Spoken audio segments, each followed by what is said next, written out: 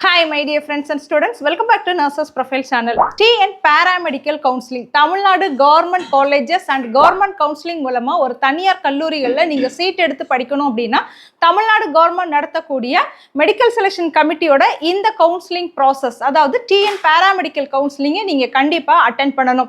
இந்த கவுன்சிலிங் நீங்கள் அட்டென்ட் பண்ணாதான் தமிழ்நாட்டில் உள்ள கவர்மெண்ட் காலேஜஸில் நீங்கள் சீட் எடுத்து படிக்க முடியும். அதே நேரத்தில் பிரைவேட் காலேஜில் கவர்மெண்ட் கோட்டாலையும் சீட் எடுத்து படிக்க முடியும். ஸோ இந்த கவுன்சிலிங் எப்படி நடக்கும் அப்படிங்கிற கம்ப்ளீட் ப்ரொசீஜரை தான் நான் உங்களுக்கு இதில் வந்து எக்ஸ்பிளைன் பண்ண போகிறேன். ஸோ இந்த வீடியோட எண்டில் எப்படி தமிழ்நாடு கவர்மெண்டோட கவுன்சிலிங்கில் நீங்கள் பார்ட்டிசிபேட் பண்ணணும் அப்படிங்கிற ஃபுல் ஐடியா உங்களுக்கு வந்து கிடைச்சிடும்.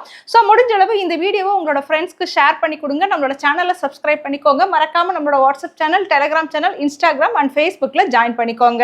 இந்த கவுன்சிலிங்க்கு நீங்கள் ஃபாலோ பண்ண வேண்டிய வெப்சைட் வந்து www.medicalselection.org. இந்த வெப்சைட்டில் தான் நமக்கு கவுன்சிலிங் குறித்த எல்லா அப்டேட்டுமே வரும். பட் இந்த அப்டேட் எப்போ வரும் அப்படின்னு கேட்டிங்கன்னா 12th ஸ்டாண்டர்டோட ரிசல்ட் வரணும். ஸோ உங்களோட ரிசல்ட் வந்ததுக்கப்புறம் மே மாதம் 15ஆம் தேதிக்கு மேலே இந்த அப்ளிகேஷனை நம்ம வந்து ஆன்லைனில் எக்ஸ்பெக்ட் பண்ணலாம். இந்த அப்ளிகேஷனுக்காக நீங்கள் எந்த ஒரு மெடிக்கல் காலேஜுக்கும் போய் டைரெக்டாக வாங்க வேண்டிய அவசியமே இல்லை. ஆன்லைன்லேயே தான் நமக்கு அப்ளிகேஷன் வந்து ரிலீஸ் பண்ணுவாங்க. ஆன்லைனில் இந்த அப்ளிகேஷனை நீங்கள் ஃபில் பண்ணால் போதும். எப்படி ஃபில் பண்ணணும் அப்படிங்கிறது உங்களுக்கு தெரியல அப்படின்னா நம்மளோட சேனலில் அதுக்கான கைடன்ஸுமே உங்களுக்கு வந்து தொடர்ந்து கொடுப்போம். ஸோ ஒன்ஸ் ஆன்லைனில் நீங்கள் அப்ளிகேஷன் ஃபில் பண்ணதுக்கப்புறம் நமக்கு வந்து ரேங்க் லிஸ்ட் வந்து ரிலீஸ் பண்ணுவாங்க. ரேங்க் லிஸ்ட் என்னன்னா தரவரிசை பட்டியல். ஸோ இந்த நேரத்தில் உங்களுக்கு ஒரு கேள்வி வரும், நான் ஒவ்வொரு கோர்ஸ்க்கும் தனியா அப்ளிகேஷன் போடணுமா இல்ல ஒரே அப்ளிகேஷன் போதுமா அப்படிங்கிற ஒரு கேள்வி வரும். ஸோ ஒரே ஒரு அப்ளிகேஷன் போட்டா போதும். டிகிரி கோர்சஸ்க்கு நீங்க கவுன்சிலிங் டைம்ல தான் உங்களுக்கு என்ன கோர்ஸ் வேணும் அப்படிங்கறத என்ன செய்வீங்கன்னா சூஸ் பண்ணுவீங்க. ஸோ இப்போ நம்ம அப்ளிகேஷன் சப்மிட் பண்ணதுக்கு அப்புறம் நமக்கு என்ன செய்வாங்கன்னா தரவரிசை பட்டியல் ரிலீஸ் பண்ணுவாங்க. தரவரிசை பட்டியல்னா என்னன்னா உங்களுக்கு வந்து கட் ஆஃப் பேஸ் பண்ணி உங்களை வந்து வரிசைப்படுத்துவாங்க. இப்போ நம்ம அப்ளிகேஷன் சப்மிட் பண்ணும்போது 1,00,000 அப்ளிகேஷன் வரும், இல்லைன்னா 80,000 90,000 அப்ளிகேஷன் வரும். இந்த அப்ளிகேஷன்ல சப்மிட் பண்ண எல்லாரையுமே என்ன செய்வாங்கன்னா அவங்களோட கட் ஆஃப் பேஸ் பண்ணி ரேங்க் படி என்ன செய்வாங்கன்னா பிரிப்பாங்க கம்யூனிட்டி வைஸ். இப்போ ஃபார் எக்ஸாம்பிள் 200வது கட் ஆஃப் இருக்கிறவங்க எல்லாம் 1வது ரேங்க், அதுக்கு அடுத்த கட் ஆஃப் இருக்கிறவங்க 2வது ரேங்க், 3வது ரேங்க்னு சொல்லி நம்ம எத்தனை பேர் அப்ளிகேஷன் சப்மிட் பண்ணமோ எல்லாத்தையுமே வந்து அவங்கவுங்க தரத்தின் அடிப்படையில் வந்து வரிசைப்படுத்துவாங்க. இந்த தரம் எதை பேஸ் பண்ணி செய்வாங்கன்னா உங்களோட கட் ஆஃப் பேஸ் பண்ணி செய்வாங்க. அடுத்து ரேங்க் லிஸ்ட் நமக்கு ரிலீஸ் ஆனதுக்கு அப்புறம் வேற என்ன டைரக்டா கவுன்சிலிங் தான் நமக்கு நடக்கும். ஃபர்ஸ்ட் நமக்கு ஸ்பெஷல் கேட்டகரிக்கான கவுன்சிலிங் நடக்கும். ஸ்பெஷல் கேட்டகரி பொறுத்தவரையில நமக்கு ex serviceman quota and PWD quota இருக்கும். ஸோ இவங்களுக்கான கவுன்சிலிங் என்ன செய்வாங்கன்னா ஃபர்ஸ்ட் வந்து நடத்துவாங்க. அது முடிச்சதுக்கு அப்புறம் ஜென்ரல் கவுன்சிலிங் நடத்துவாங்க. ஸோ இந்த கவுன்சிலிங்குமே உங்களுக்கு ஆன்லைன்ல தான் நடத்துவாங்க. நீங்க இந்த கவுன்சிலிங் அட்டென்ட் பண்றதுக்காக எங்கேயுமே வந்து போக வேண்டிய அவசியம் இல்லை. ஸோ இந்த கவுன்சிலிங் பார்த்தீங்கன்னா ரவுண்ட் 1, ரவுண்ட் 2, ரவுண்ட் 3, ரவுண்ட் 4 என்ன செய்வாங்க அப்படின்னா ரவுண்ட் பேஸ் வந்து நடத்துவாங்க. ஸோ இந்த ரவுண்டுக்குமே கட் ஆஃப் பேஸ் பண்ணி தான் உங்களை என்ன செய்வாங்க அப்படின்னா டிவைட் பண்ணுவாங்க. ஸோ நல்ல கட் ஆஃப் இருக்கக்கூடிய ஸ்டூடெண்ட்ஸை ஃபர்ஸ்ட் ரவுண்டுக்கு கூப்பிடுவாங்க. ஃபர்ஸ்ட் ரவுண்டை பொறுத்தவரை நமக்கு கவர்மெண்ட் காலேஜஸோட கவுன்சிலிங் மட்டும் தான் நடக்கும். அந்த ஃபர்ஸ்ட் ரவுண்டு ஸ்டூடெண்ட்ஸ் எடுத்து போக மிச்சம் இருக்கக்கூடிய காலேஜஸ் எங்க வரும் அப்படின்னு பார்த்தீங்கன்னா ரவுண்ட் 2க்கு வரும். ரவுண்ட் 2க்கு மிச்சம் இருக்கக்கூடிய government colleges as well as எல்லா பிரைவேட் காலேஜஸும் இந்த ரவுண்ட் 2ல தான் என்ன செய்வாங்க அப்படின்னா பார்ட்டிசிபேட் பண்ணுவாங்க.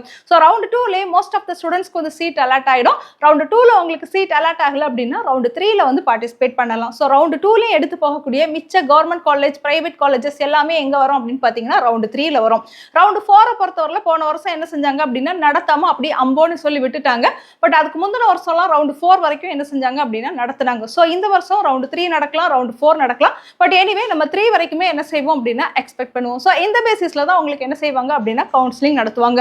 இந்த கவுன்சிலிங்ல உள்ள ஒரு முக்கியமான ஸ்டெப் தான் வந்து சாய்ஸ் ஃபில்லிங். சாய்ஸ் ஃபில்லிங்னா என்னன்னா உங்களுக்கு தேவையான கோர்ஸ் அல்லனா காலேஜை வந்து தேர்ந்தெடுக்கக்கூடிய அந்த மெத்தடோட பேர் தான் என்னன்னா சாய்ஸ் ஃபில்லிங். இதுவுமே நீங்க ஆன்லைன்ல பண்ணா போதும், ஆஃப்லைன்ல பண்ண வேண்டாம்.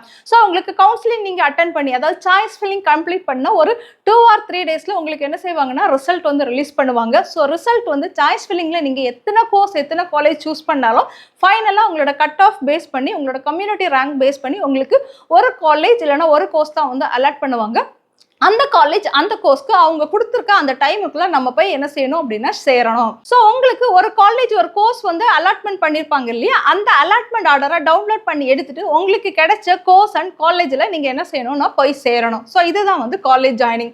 ஸோ தமிழ்நாடு கவர்மெண்ட் நடத்தக்கூடிய கவுன்சிலிங் நமக்கு இந்த மாதிரி தான் நடக்கும். இப்போ மறுபடியும் உங்களுக்கு ஒரு டவுட் வரும், ஒருவேளை அவங்க அலாட் பண்ண கோர்ஸோ காலேஜோ எனக்கு பிடிக்கலைன்னா நான் என்ன செய்யணும் அப்படின்னு ஒரு டவுட் வரும். ஸோ இதுக்கு தனியாக ரீ அலாட்மெண்ட் அப்படிங்கிற ஒரு கவுன்சிலிங் நடத்துவாங்க. அந்த ரீ அலாட் டிபார்ட்மெண்ட் கவுன்சிலிங்ல நீங்க பார்ட்டிசிபேட் பண்ணி உங்களோட கோர்ஸையோ காலேஜோ நீங்க என்ன செஞ்சுக்கலாம் அப்படின்னா மாத்திக்கலாம். ஸோ மை டியர் ஃப்ரெண்ட்ஸ், இந்த கம்ப்ளீட் ப்ரொசீஜர்ல உங்களுக்கு எந்த டவுட் இருந்தாலும் நீங்க ஒரி பண்ண வேண்டிய அவசியம் இல்லை.